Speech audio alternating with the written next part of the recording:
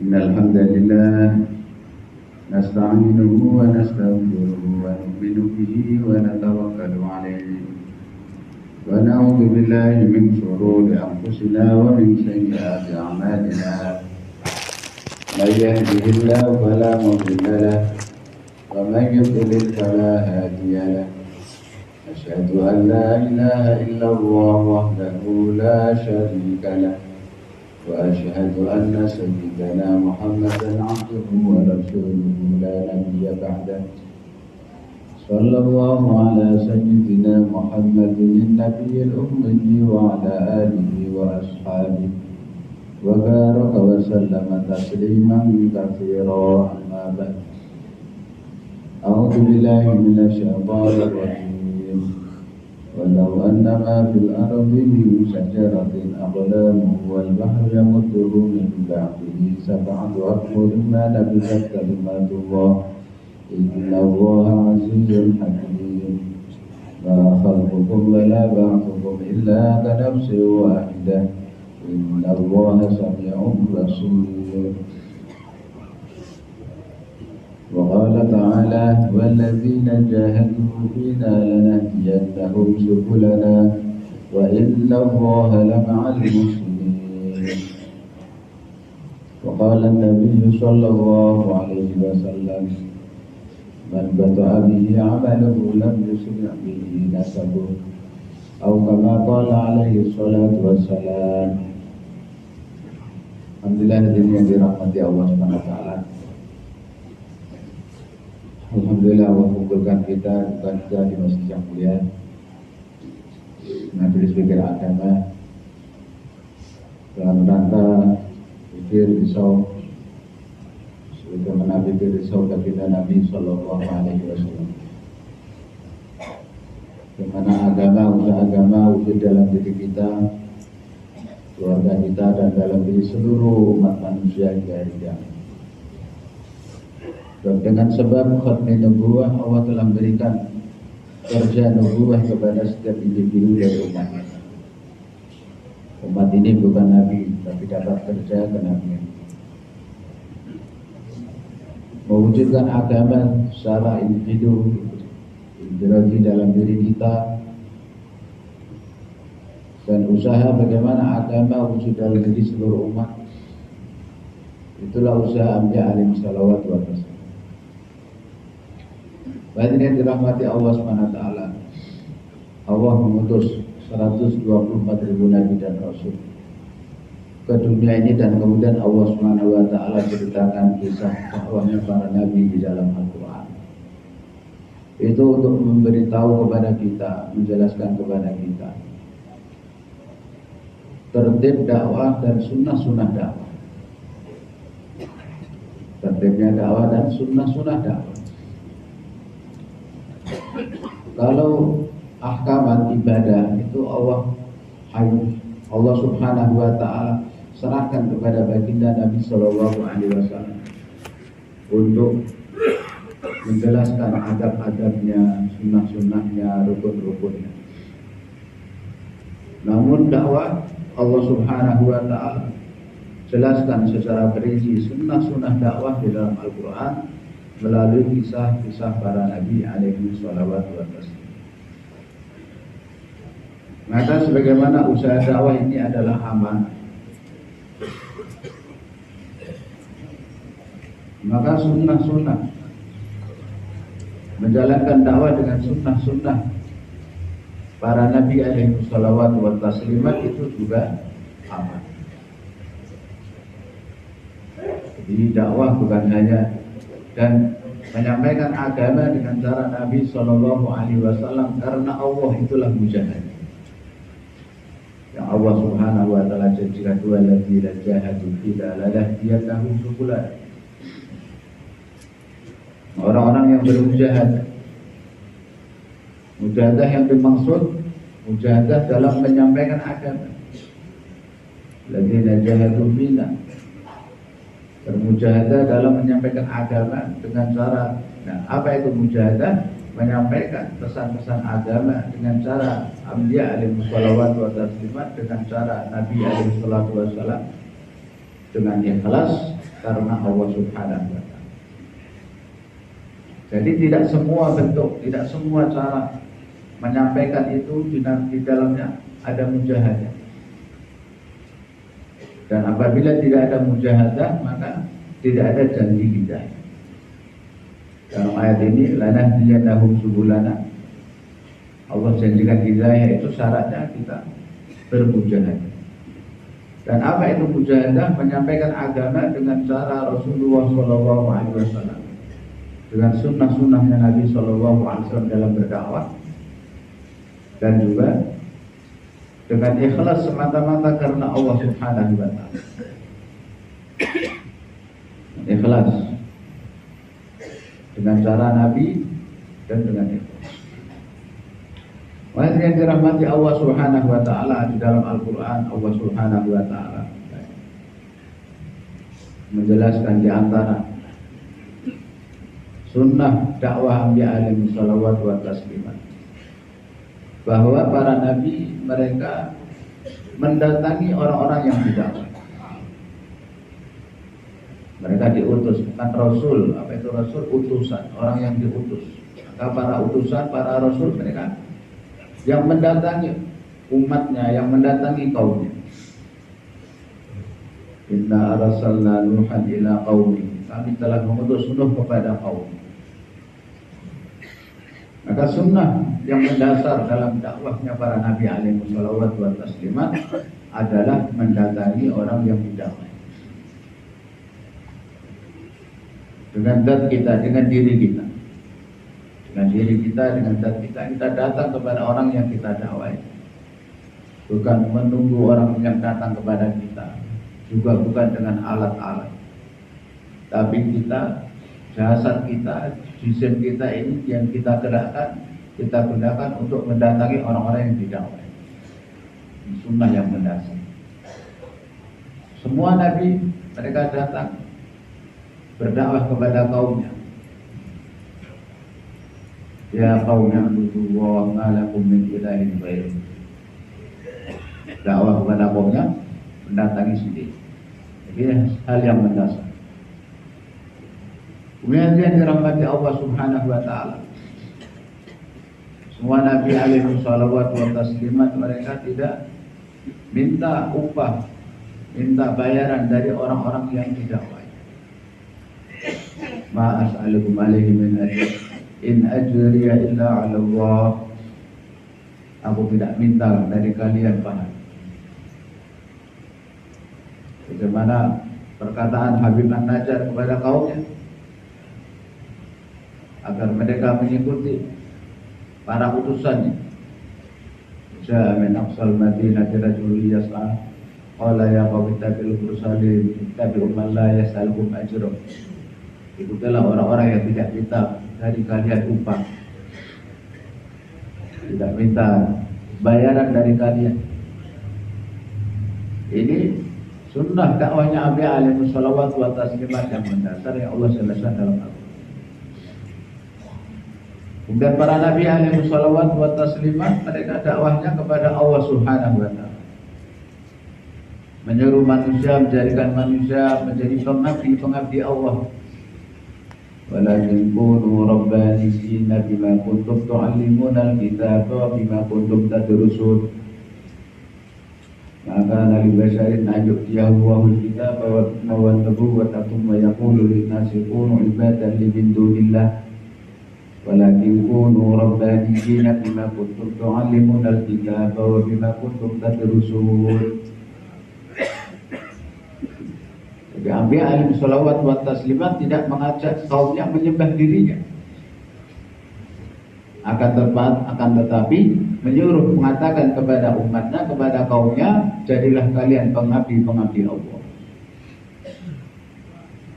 Bahkan yang dirahmati Allah SWT ini perkara-perkara mendasar, asas sunnah dakwahnya Anbiya alaihi salawat wa taslimat. Kita bukan hanya dakwah yang menjadi amanah yang ada di pundak kita, tapi juga menjaga sunnah-sunnah dakwah. Ini adalah satu tanggung jawab, satu amanah yang ada di pundak-pundak kita. Hadirin dirahmati Allah Subhanahu wa taala. Maulana Ilyas rahimahullah, Maulana Yusuf rahimahullah sangat-sangat menekankan kepada orang-orang yang membawa kerja dakwah. Orang yang membawa kerja dakwah, yang menjalankan usaha dakwah, dua perkara yang sangat beliau tekankan. Yang pertama, agar menghindari cara-cara yang berlaku di masyarakat, cara-cara yang menjadi tradisi, cara thariqatul dakwah, cara-cara dakwah yang sedang berlaku di masyarakat yang merupakan hanya, dan itu tradisi tanpa ada dasar dalil daripada Al-Quran. Dan yang kedua, agar para dai ini paban, disiplin dalam menjalankan usaha dakwah mengikut sunnah dan sirah. Jadi segala sesuatu dikerjakan dengan sirah, segala sesuatu dikerjakan dengan sunnah. Untuk itulah Syekh Yusuf rahimahullah telah menyusun kitab Hayatus Sahabat, kehidupan para sahabat, kehidupan Nabi dan sahabat. Bagaimana para Nabi, para sahabat, bagaimana Rasulullah dan para sahabat dalam membawa usaha dakwah, dalam menjalankan usaha dakwah. Alaikum bisunnati wa sunnatil khulafa'ir rasyidin al-mahdiyyin. Wa sunnah. Ini dua hal yang sangat ditekankan oleh Syekh Ilyas rahimahullah dan Syekh Yusuf rahimahullah. Di mana setiap amal yang kita kerjakan itu ada sumbernya, ada dasarnya dari kehidupan Nabi dan sahabat. Dari kehidupan Rasulullah dan sahabat, sumbernya ada dasar.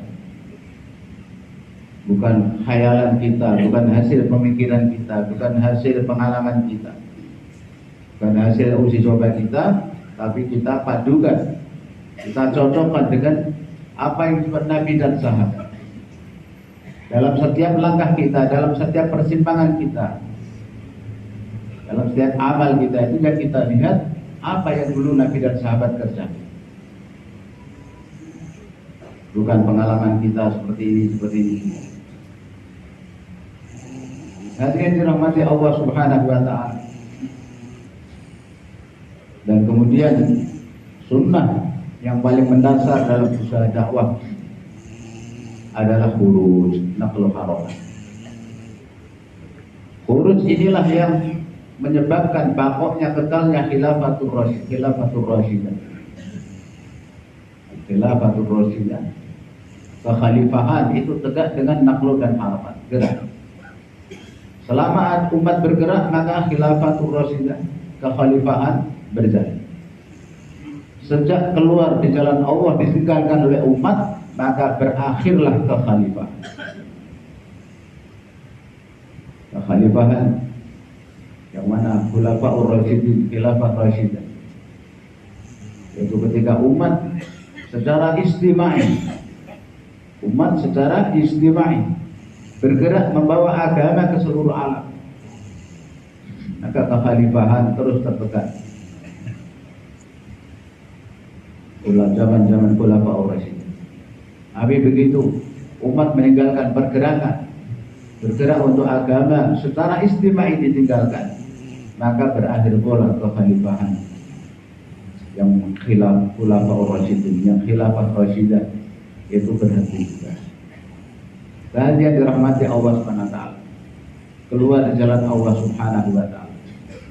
Maulana Ilyas rahimahullah, beliau mengatakan dalam satu malfudzat, maksud dari usaha saya ini adalah mengembalikan kembali, membawa kembali umat ke atas imfiru khifafah wa thiqala.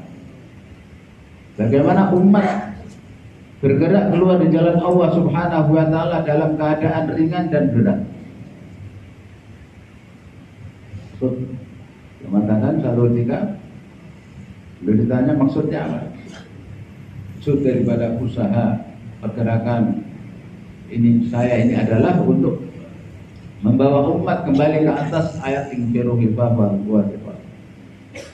Karena umat mau bergerak keluar jalan Allah Subhanahu wa taala dalam keadaan ringan, dalam keadaan berat, Tuhan. Dan satu mauludnya Maulana Yusuf rahmatullahi alaih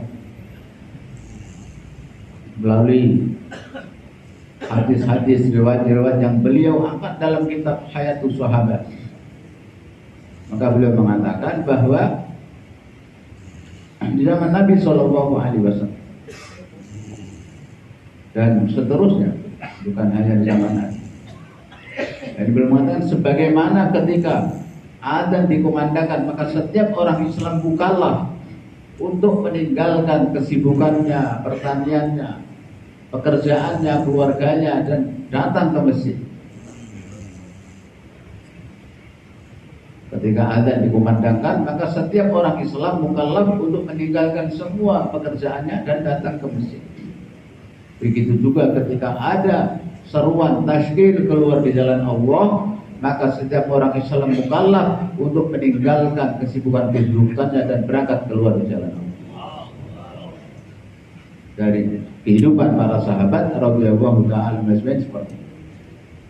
Bagaimana para sahabat ketika ada suara azan mereka langsung meninggalkan semua kesibukannya. Begitu juga ketika ada tasyhir dari Nabi Shallallahu Alaihi Wasallam, maka para sahabat juga langsung meninggalkan kesibukan. Sama, tidak ada perbedaan sedikit pun dalam hal segera menyambut seruan muadzin untuk sholat jamaah dan seruan Nabi Shallallahu Alaihi Wasallam atau khulafaur rasyidin untuk keluar di jalan Allah Subhanahu Wa Taala. Tidak ada perbedaan sedikit, tidak ada yang menghalang. Inilah ahamnya pentingnya keluar jalan Allah Subhanahu Wa Taala. Itu yang dirahmati Allah Subhanahu Wa Taala dalam kisah perang Tabuk, 3 sahabat yang tertinggal. Mereka tidak berzina, mereka tidak mencuri, mereka tidak berbuat apa-apa, hanya tertinggal. Maka mereka telah dihukum oleh Allah Subhanahu Wa Taala, yang mana tidak pernah dalam sejarah sahabat pernah dihukum oleh Allah Subhanahu Wa Taala karena meninggalkan ibadah. Karena mereka bukan meninggalkan total, akhirnya karena suatu hal mereka mengqadha sholat dan lain sebagainya, itu tidak pernah datang kitab teguran dari Allah Subhanahu Wa Taala sebagaimana teguran yang Allah Subhanahu Wa Taala berikan kepada 3 orang yang menunda-nunda keluar jalan Allah Subhanahu Wa Taala sehingga jamaah kembali mereka tidak berangkat. Itu menunjukkan bahwa keluar jalan Allah Subhanahu Wa Taala, khuruj fisabilillah, naqlu harakat gerak, ini satu perkara yang besar di sisi Allah Subhanahu Wa Taala. Dan pada saat Nabi Shallallahu Alaihi Wasallam wafat, maka beliau telah berpesan agar jamaah Sayyidina Usamah diberangkatkan. Jamaah Sayyidina Usamah diberangkatkan. Kemudian setelah berada di luar Madinah mendengar kabar Rasulullah wafat, maka mereka kembali lagi ke Madinah. Sehingga ketika ditunda keberangkatan mereka menyebabkan terjadinya fitnah. Hanya 3 daerah yang selamat, Mekah, Madinah, Taif yang selamat. Selain daripada Mekah, Madinah, Taif, semuanya murtad, meninggalkan agama. Hanya Mekah, Madinah, Taif yang selamat. Selain daripada ke Mekah, Madinah, Taif, kebanyakan murtad keluar daripada agama. Maka Sayyidina Abu Bakar radhiyallahu ta'ala memerintahkan agar jamaah Sayyidina Usamah diberangkatkan, supaya jamaah Sayyidina Usamah diberangkatkan. Setelah diberangkatkan, maka fitnah yang terjadi Allah Subhanahu Wa Ta'ala hilangkan, Allah Subhanahu Wa Ta'ala padamkan. Maka sebagai pelajaran bagi kita di setiap zaman ketika terjadi fitnah, kemerosotan dalam agama, maka cara keluarnya, cara mengatasinya dengan menggerakkan umat keluar jalan Allah Subhanahu. Sayyidina Abu Bakar radhiyallahu ta'ala mengatakan, seandainya ketika itu aku tidak keluarkan, tidak berangkatkan jamaah Sayyidina Usamah, maka Madinah sudah akan menjadi lautan api. menjadi lautan api. Dan agama sudah akan habis. Hadirin dirahmati Allah SWT, pentingnya keluar jalan Allah SWT. Begitu juga pada saat Sayyidina Abu Bakar radhiyallahu sudah sakit mau wafat, maka Sayyidina Abu Bakar radhiyallahu berpesan, wahai Umar, kamu tahu bagaimana keadaan waktu Nabi SAW wafat terjadi fitnah. Maka dengan sebab jamaah Usamah diberangkatkan, maka fitnah dipadamkan oleh Allah Subhanahu wa Ta'ala. Maka sekarang juga kalau aku meninggal dunia di malam hari, maka sebelum pagi. Bila aku meninggal di siang hari, maka sebelum malam tiba, bentuklah jamaah dan berangkatkan keluar di jalan Allah. Kematian beliau-beliau itu maka justru dijadikan sebagai unwan. Bagaimana hari ini kita menjadikan judul utama istimewa sebagai unwan, sebagai judul untuk pengeluaran jamaah, maka kematian Khulafaur Rasyidin dijadikan sebagai judul untuk pengeluaran jamaah. Beliau berpesan, karena sebelum Sayyidina Abu Bakar radhiyallahu wafat, Sayyidina Muthanna bin Harithah radhiyallahu telah kirim surat yang berada di Syam agar dikirim jemaah bantuan untuk jemaah yang ada di Syam. Maka Sayyidina Abu Bakar radhiyallahu tadi berpesan, jika aku mati di malam hari, maka sebelum pagi hendaknya engkau telah bentuk jemaah dan berangkatkan ke Syam untuk menyusul jamaahnya Sayyidina Muthanna bin Harithah. Sayyidina Muthanna bin Harithah. Tapi apabila aku meninggal di siang hari, maka sebelum malam hendaknya engkau bentuk jamaah dan segera berangkatkan, karena ini ada takad.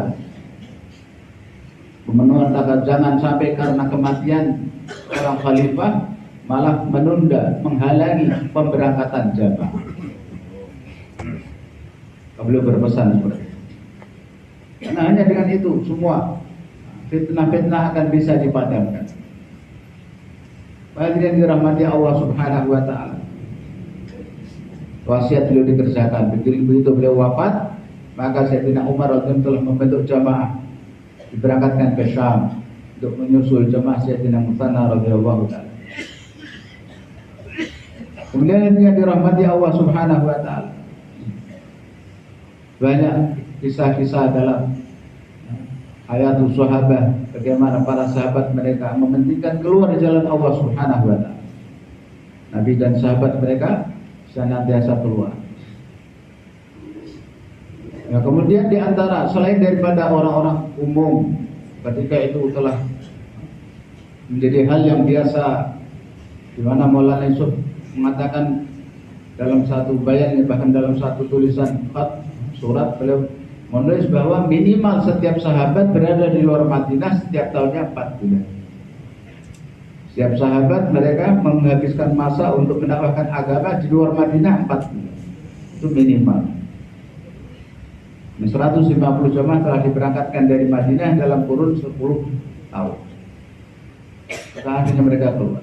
Nah, di samping orang-orang umum keluar di jalan Allah Subhanahu wa Ta'ala, maka para sahabat juga sangat memperhatikan pengiriman jamaah-jamaah ulama keluar di jalan Allah Subhanahu wa Ta'ala. Dalam hayatul sahabat malah satu judul irsalul ulama ilal buldan lit ta'lim. Ketika jamaah-jamaah telah berangkat kirim ke Yaman, ke Kufah, jamaah-jamaah sahabat di zaman Sayyidina Abu Bakar radhiyallahu ta'ala bergerak sampai ke Syam, ke Persia, kemudian sampai ke Mesir. Maka mulai datang takaza dari daerah-daerah agar dikirim jamaah-jamaah ulama.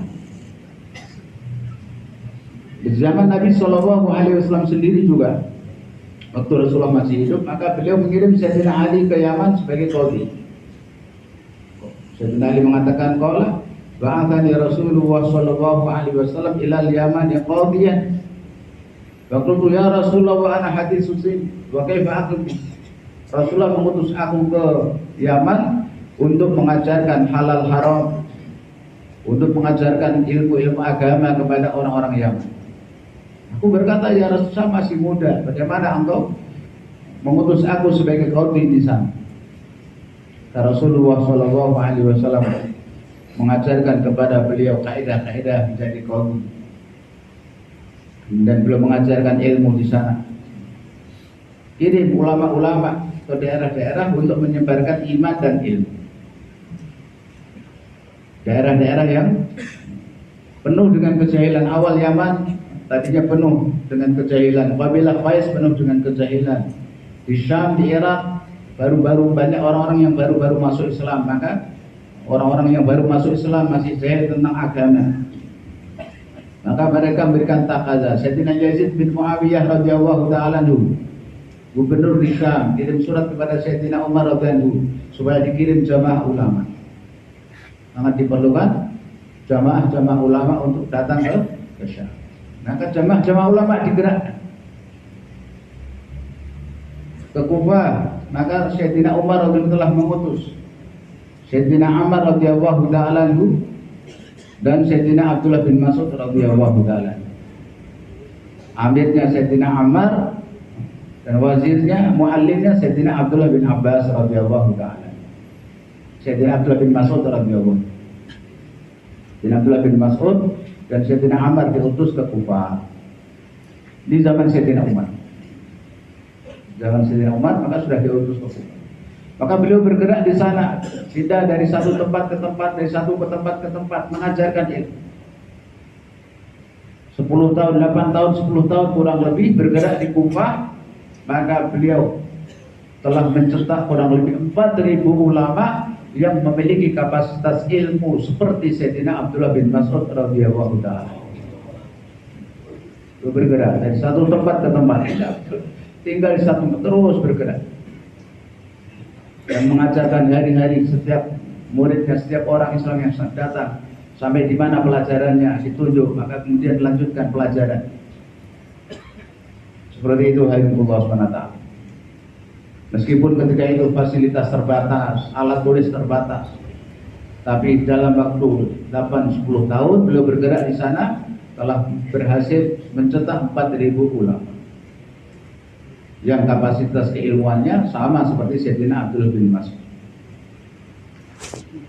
Di zaman Sayyidina Ali radhiyallahu ta'ala ketika beliau datang pun, maka orang-orang Kufah yang sudah banyak ulamanya, mereka tetap minta diajari cara wudu. Maka Sayyidina Ali radhiyallahu ta'ala mengajarkan wudu kepada mereka di atas mimbar. Beliau naik di atas mimbar, dilihat oleh semua orang, seperti ini wudunya. Meskipun mereka sudah punya ilmu, ketika datang sahabat, maka mereka minta diajari wudu lagi, seperti yang beliau lihat, yang beliau pelajari dari Nabi Shallallahu Alaihi Wasallam. Setelah itu beliau masih duduk di atas mimbar.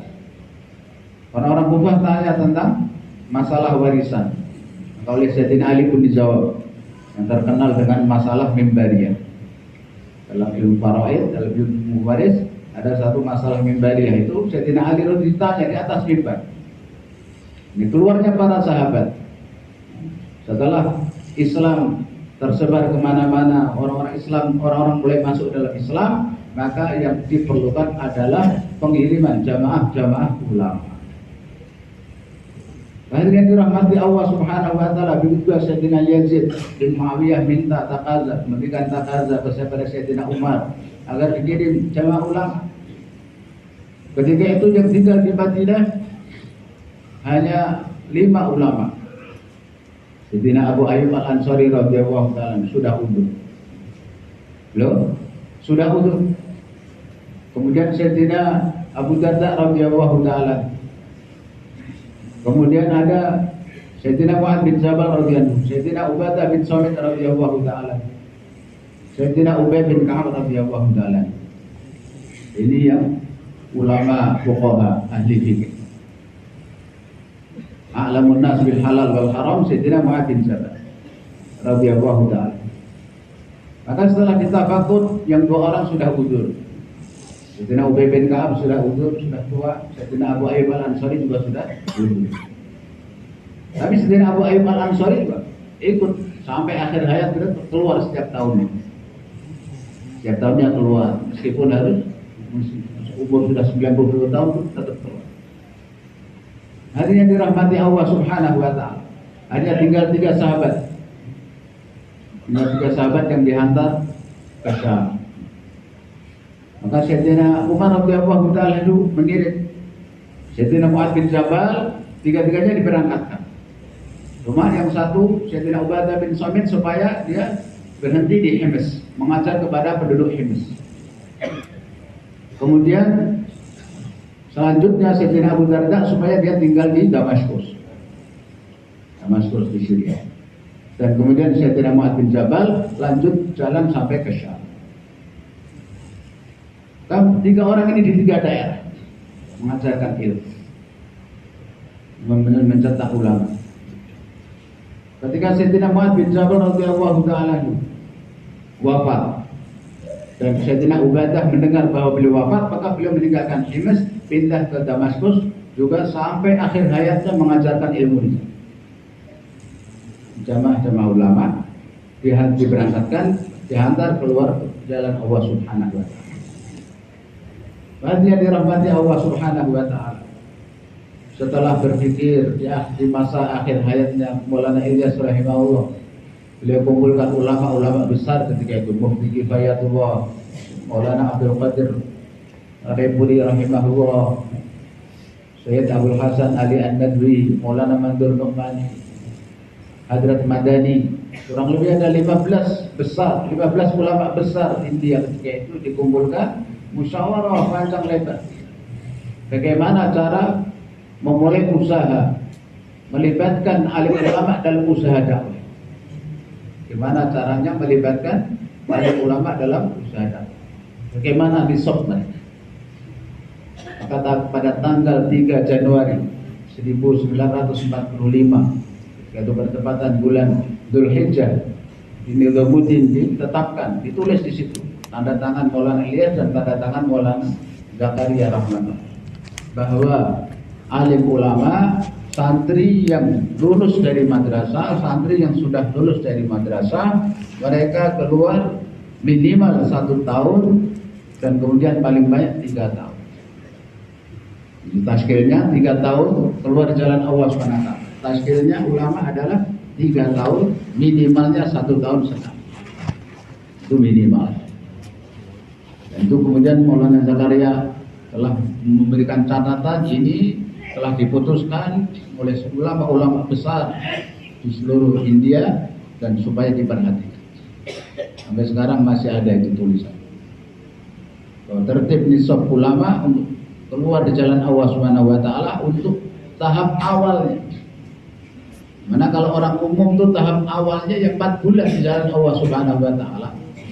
Langkah pertama adalah untuk merubah mizaj. Untuk orang-orang umum keluar 4 bulan di jalan Allah, langkah pertama. Maka untuk alim ulama, langkah pertama setelah lulus dari keluar dari pondok pesantren, dia keluar di jalan Allah Subhanahu wa ta'ala 1 tahun sampai 3 tahun. Sekarang sudah ditertibkan lagi 1 tahun, kemudian makomi 2 tahun, 3 tahun, kemudian keluar setahun yang kedua, makomi lagi 2-3 tahun, kemudian keluar 1 tahun yang ketiga. Seperti itu tertib. Hindustan, Arabistan dan Kufristan. Ini ulama tertib. Bahagia dirahmati Allah Subhanahu wa ta'ala. Ini jadi tanggung jawab ulama. Ulama punya tanggung jawab yang lebih besar lagi. Ulama warasatul anbiya. Rasulullah menjelaskan bahwa ulama warasatul anbiya. Sebagai ulama sebagai pewaris para nabi, maka untuk ada sebuah munasabah dengan kerja dakwah, usaha dakwah, paling tidak keluar 1 tahun di jalan Allah Subhanahu wa ta'ala dengan sungguh-sungguh, dengan tertib. Kemudian hadirin dirahmati Allah Subhanahu wa ta'ala, sebagaimana khurujnya para sahabat, ulama-ulama sahabat, khurujnya ulama-ulama sahabat untuk menyebarkan ilmu dan iman. Maka sangat penting alim ulama dikeluarkan, digerakkan keluar di jalan Allah Subhanahu wa ta'ala. Dan seluruh ulama adalah ulama kita. Semua ulama kita. Karena kita di negeri kita di Indonesia ini belum ada standar, beda dengan negara-negara lain, terutama di IPB itu sudah ada standar. Yang namanya ulama itu yang sudah belajar daurah hadis sudah lulus itulah ulama. Artinya di masyarakat pun dipanggil mulwi, mola, mufti, itu yang sudah lulus. Kalau belum lulus baru kelas 5, baru kelas 6, kemudian berhenti, itu di masyarakat nggak dipanggil mulwi, nggak dipanggil mola. Kalau di kita kan enggak, semua dipanggil ustaz. Mondok setahun pun pulang dipanggil ustaz, pulang 2 tahun mondok dipanggil ustaz, ngajar TPQ juga ustaz, semuanya ustaz. Maka hadirin yang dirahmati Allah SWT, orang ikut keluar 3 hari dia pulang dipanggil ustaz. Wah, menjadi ustaz, pandai bayan. Kalian yang dirahmati Allah SWT, untuk itu kita sudah musyawarah. Jadi mohon diperhatikan semua ini. Jangan tanya lagi.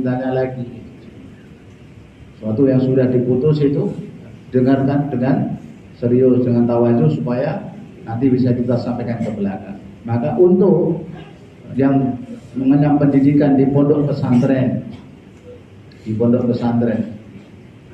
maka minimal dia berada di pondok pesantren selama 6 tahun, minimal 6 tahun dia belajar.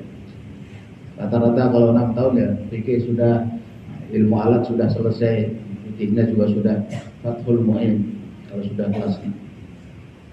Kemudian Allah SWT, ada yang tanya juga gimana kalau lulusan IAIN. Karena dia masyarakat juga dipanggil ustaz, dipanggil khutbah kesana kemari, ceramah kesana kemari. Maka boleh juga orang lulusan IAIN dia juga boleh keluar jalan Allah SWT 1 tahun. Kalau dia mau keluar 1 tahun. Loh, tapi dia nggak bisa baca kitab kuning, nanti nggak bisa baca Hayatus Sahabah. Untuk pembacaan Hayatus Sahabah di markas, begitu juga malam Syekh Ghazali, Jur bulanan halaqah, itu syaratnya bukan hanya ulama yang pernah 1 tahun. Tapi yang membaca adalah ulama 1 tahun yang bisa baca kitab kuning, yang bisa baca kitab, yang bisa baca Hayatus Sahabah. Jadi syaratnya bukan hanya ulama pernah 1 tahun, tapi kalau belum bisa baca Hayatus Sahabah, nggak bisa baca.